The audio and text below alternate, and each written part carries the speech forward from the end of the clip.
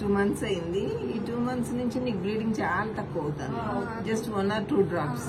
ఎప్పుడు వచ్చింది last period? 6th day వాళ్ళకి, అంటే 9th వచ్చింది. 9th వచ్చి ఎంత తగ్గిపోయిందా? 9th 10th 2 రోజులు అయిందా? 2 drops అవుతుందండి. ఆ ఒక్క రోజే 2 drops. పెళ్ళయింది ఏ నెలలో, ఏ తారీఖుని చెప్పు? February 7th February అయింది. ఏప్రిల్లో 2 drops ఈ నెల. మార్చిలో కూడా అంతే. ఫిబ్రవరిలో February 1 ఏ తారీఖున వచ్చింది? 1st February వచ్చింది. మామూలుగానే అయింది అప్పుడు.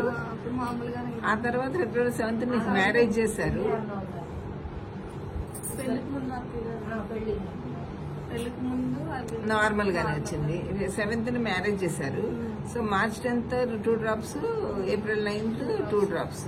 సో ప్రెగ్నెన్సీ ఉంది అని చూసుకున్నాం ఒకసారి. నెగిటివ్ వచ్చిందా? సో ఒక్కొక్కసారి తక్కువ అవటం వల్ల చెప్పలేను. ఫుడ్ లో మార్పు, ప్లేస్ లో మార్పు, సో కొంత ఇన్ఫెక్షన్స్, భార్య భర్తలు కలుస్తున్నారు కదా, సో దానివల్ల మీటి నొప్పి వస్తుందా? కలిసినప్పుడు కూడా నొప్పి వస్తుంది. సో ఇట్లాంటి ఏమన్నా ఇన్ఫెక్షన్స్ వచ్చినా కూడా, ఎండోమెట్రైటిస్ లాంటి ప్రాబ్లమ్స్ వచ్చి కూడా బ్లీడింగ్ తక్కువ అవటం లాంటివి జరుగుతుంది. సో అది ఎలా తెలుస్తుంది అంటే కొద్దిగా కష్టమే తెలియటం.